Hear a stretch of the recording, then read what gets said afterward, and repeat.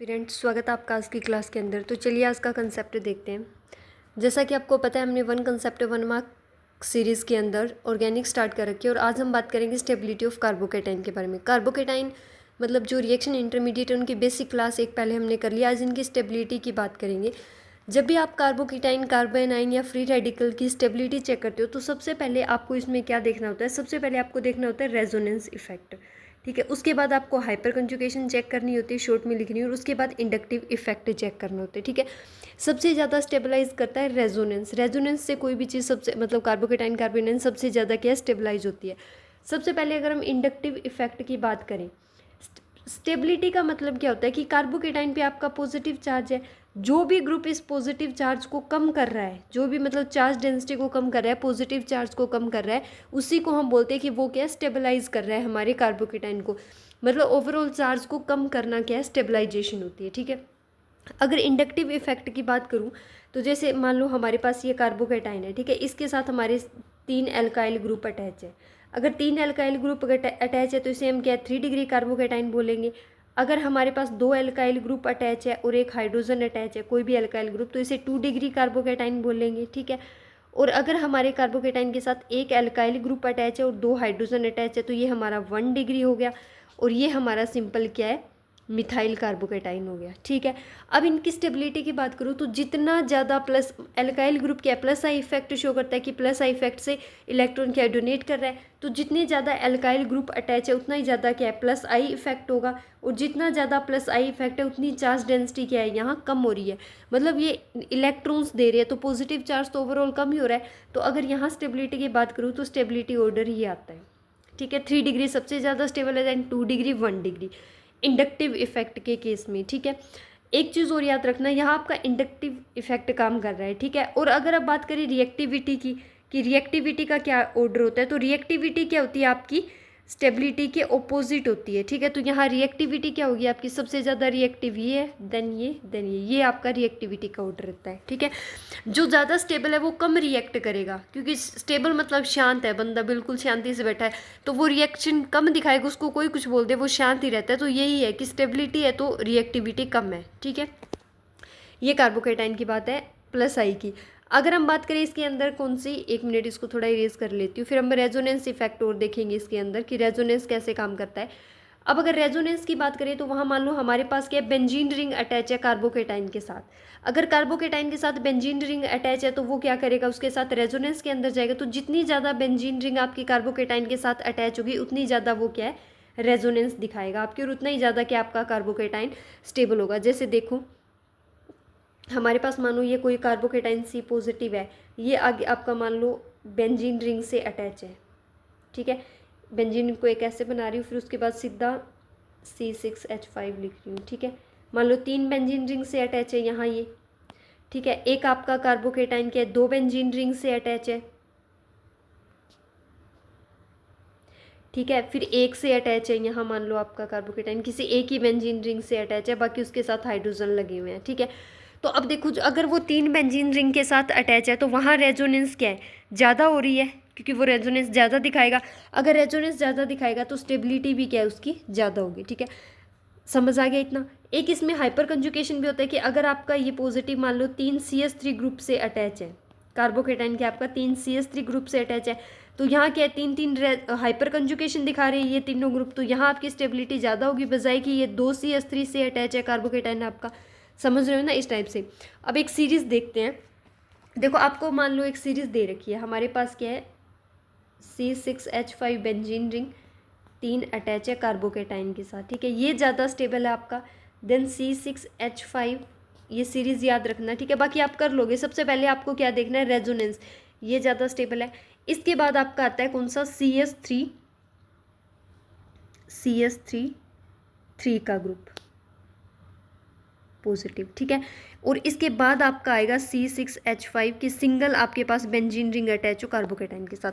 अब ऐसा क्यों होता है, ऐसा इसलिए है क्योंकि देखो यहाँ ना आपके यहाँ दोनों में तो रेजोनेंस काम कर रहा है, यहाँ क्या है CH3 अटैच है, तो 3 CH3 है, तो यहाँ प्लस आई भी शो कर रहा है, ये 3 एल्काइल ग्रुप है, और इसके साथ क्या है आपकी 9 अल्फा हाइड्रोजन प्रेजेंट है, 9 अल्फा हाइड्रोजन प्रेजेंट है, तो ये क्या हाइपर कंजुकेशन भी।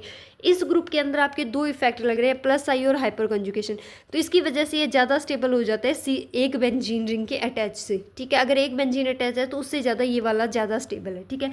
उसके बाद आपका आएगा CH3 ट्वाइस C पॉजिटिव, ठीक है। उसके बाद आपका आता है CH2, ये यहाँ सिंपल रेजोनेंस शो कर रहा है, ये सिंपल रेजोनेंस वाला, ठीक है। इस टाइप से आपको स्टेबिलिटी चेक करनी होती है इसके साथ, ठीक है। और एक चीज़ याद रखना, अगर आपका मान लो कोई इस टाइप से अटैच ग्रुप आपको दे रखा है ट्रिपल बॉन्ड और C पॉजिटिव, ये सबसे अनस्टेबल है, सबसे कम मतलब ये क्या है, सबसे अनस्टेबल है, ये सबसे कम स्टेबिलिटी है यहाँ, ये बिल्कुल भी स्टेबल नहीं है। क्यों? क्योंकि जितना ज़्यादा क्या SP, यहाँ हाइब्रिडाइजेशन कौन सी है SP, तो मतलब S करेक्टर ज़्यादा है, S करेक्टर ज़्यादा है तो यहाँ इलेक्ट्रोनेगेटिविटी ज़्यादा है। अब ज़्यादा इलेक्ट्रोनेगेटिव पे आपका पॉजिटिव है तो वो कम स्टेबल है, अगर ज़्यादा इलेक्ट्रोनेगेटिव और उस पर नेगेटिव चार्ज है तो वो स्टेबल ज़्यादा होता है, ठीक है। तो ये सबसे ज़्यादा अनस्टेबल है आपका, बिल्कुल भी स्टेबल नहीं है, ठीक है।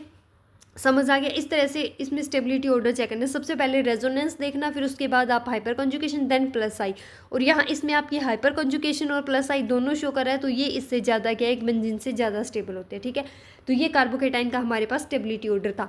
अब अगर आपके बेंजीन रिंग के ऊपर कोई भी मान लो क्या है, कोई भी इलेक्ट्रॉन डोनेटिंग ग्रुप अटैच है, तो वहाँ स्टेबिलिटी आपकी और ज़्यादा हो जाती है। जैसे फॉर एग्जाम्पल मान लो हमारे पास कोई ऐसा ग्रुप है, देखो क्या दे रखा है कि एक तो हमारे पास 3 बेंजीन दे रखे हैं और एक 3 बेंजीन के साथ मान लो एक कंपैरिजन बताती हूँ आपको। एक ग्रुप आपको ये दे रखा है पैरा पी का मतलब यहाँ पैरा पे आपके पास अटैच है CH3O बेंजीन के पैरा पे, और ये आपकी बेंजीन प्रेजेंट है, बेंजीन, ठीक है। और इसके साथ अटैच है आपका ये कार्बोकेटाइन, ठीक है। और दूसरा आपको दे दिया कि मान लो एक बेंजीन के साथ आपका क्या है, कार्बोकेटाइन अटैच है। तो अब इनमें स्टेबिलिटी चेक करनी है, तो यहाँ स्टेबल कौन सा होगा, ये वाला ज़्यादा स्टेबल है। क्यों? क्योंकि यहाँ ये क्या है, प्लस M इफेक्ट शो कर रहा है, ठीक है। तो प्लस M इफेक्ट शो कर रहा है और इसके साथ रेजोनेंस भी कर रहा है, तो इसलिए इसी वजह से ये ज़्यादा स्टेबल है, ठीक है, प्लस M वाला। फिर इसके साथ अगर CH3 लगाओ बेंजीन के साथ, पहले ये ज़्यादा स्टेबल है, फिर CH3 अगर बेंजीन के साथ लगाओ, ठीक है। उसके बाद आपका सिंपल बेंजीन आएगा, अगर सिंपल बेंजीन दे रखा है तो मतलब पहले ये देखना है कि प्लस आई वाला प्लस M वाला अगर लगाए कोई बेंजीन के साथ एक्स्ट्रा इलेक्ट्रॉन डोनेटिंग ग्रुप लगाए तो वो ज़्यादा स्टेबल होगा यहाँ, ठीक है। होप सो कि क्लियर हो गया होगा। आगे बात करते हैं स्टेबिलिटी ऑफ कार्बोएनाइन। कार्बोएनाइन में क्या है, नेगेटिव चार्ज होता है, तो जो नेगेटिव चार्ज को ज़्यादा स्टेबलाइज करेगा, ज़्यादा कम करेगा नेगेटिव चार्ज को, इलेक्ट्रॉन डेंसिटी कम करेगा, वही क्या है, स्टेबिलिटी को इंक्रीज करेगा। तो अब सबसे पहले अगर प्लस आई इफेक्ट की बात करें हम, तो मानो हमारे पास ये कार्बोनाइन है, यहाँ क्या है R 3 R लगे हैं हमारे पास, 3 डिग्री कार्बोनाइन है, ठीक है। यहाँ हमारे पास 2 डिग्री कार्बोनाइन लगा हुआ है, यहाँ क्या है 1 डिग्री कार्बोनाइन है, ठीक है। और ये सिंपल मिथाइल कार्बोनाइन है हमारे पास। अब इसमें स्टेबिलिटी ऑर्डर क्या है, ये होगा। क्यों? क्योंकि देखो यहाँ ये क्या है, प्लस आई इफेक्ट से क्या है, इलेक्ट्रॉन डेंसिटी को इंक्रीज कर रहा है। 3 ग्रुप लगे जो प्लस आई इफेक्ट शो कर रहे हैं, मतलब इलेक्ट्रॉन्स दे रहे हैं, तो यहाँ इलेक्ट्रॉन डेंसिटी क्या है, इंक्रीज हो रही है, तो इफेक्ट आपका ये रहेगा, स्टेबिलिटी का ऑर्डर ये रहता है, ठीक है। यहीं अगर आपकी इसके साथ बेंजीन अटैच हो, तो बेंजीन के केस में क्या होता है कि अगर बेंजीन रेजोनेंस शो करेगा, तो जितना ज़्यादा बेंजीन ग्रुप अटैच है उतनी ज़्यादा क्या आपकी स्टेबिलिटी होगी उसके साथ, ठीक है। 1 मिनट रुको, थोड़ा इसको इरेज कर देती हूँ। देखो क्या है, अब क्या होगा, मान लो आपका ये CH नेगेटिव कोई भी ग्रुप अटैच, कार्बोएनाइन अटैच है बेंजीन के साथ, ठीक है, ये वाले। अब ये इसके साथ क्या इस टाइप से रेजोनेंस शो करेगा, तो इलेक्ट्रॉन क्या रेजोनेंस के अंदर डीलोकलाइज हो गया, तो ये आपका ज़्यादा स्टेबल होगा, ठीक है। अब इसके साथ अगर 3 बेंजीन आपके अटैच है तो ये और भी ज़्यादा स्टेबल हो जाएगा। दैन 2 बेंजीन 1 बेंजीन वाला, समझ आ गया ना, इस तरह से देखना है डीलोकलाइजेशन। इसमें R मतलब प्लस आई वाला तो 3 डिग्री कम होता है, लेकिन अगर बेंजीन अटैच है तो वो 3 बेंजीन अटैच है तो वो आपका क्या है, ज़्यादा स्टेबल है। समझ आ गया इतना, ठीक है। इस टाइप से करना है आपको कार्बोनाइन के केस में। समझ आ रहा है ना स्टेबिलिटी ऑर्डर? अगर कोई प्रॉब्लम हो तो कमेंट करके बता देना। बस थोड़ा आपको ये देखना है कि रेजोनेंस पहले देख लेना, फिर प्लस हाइपर कंजुकेशन और फिर प्लस आई इफेक्ट। थोड़ा सा कंपेयर करोगे, थोड़ा सा दिमाग लगाओगे तो स्टेबिलिटी ऑर्डर निकल आता है, ठीक है। इतना भी मुश्किल नहीं पूछते। तो देखो अब इसके अंदर क्या है, हमारे पास मान लो C6H5 3 अटैच है कार्बोएनाइन के साथ, ठीक है। ये ज़्यादा स्टेबल है आपका कब, अगर आपके 2 अटैच है, ठीक है। और ये फिर ज़्यादा स्टेबल है अगर आपका एक ही बेंजीन अटैच है।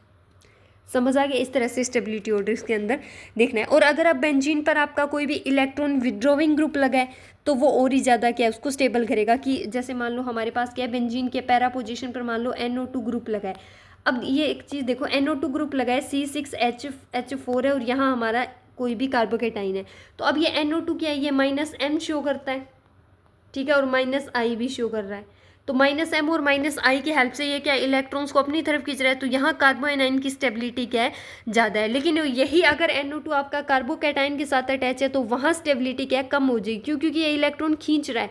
अगर ये इलेक्ट्रॉन खींचेगा तो अभी भी क्या पॉजिटिव चार्ज ज़्यादा इंक्रीज होगा कार्बोकैटायन पे, तो उसकी वजह से वहाँ इसकी स्टेबिलिटी क्या है, कम हो जाती है अगर ये कार्बोकैटायन के साथ अटैच है। अगर ये कार्बोएनाइन के साथ अटैच है तो इसकी स्टेबिलिटी क्या है, ये इंक्रीज कर देता है। ठीक है, समझ आ गया।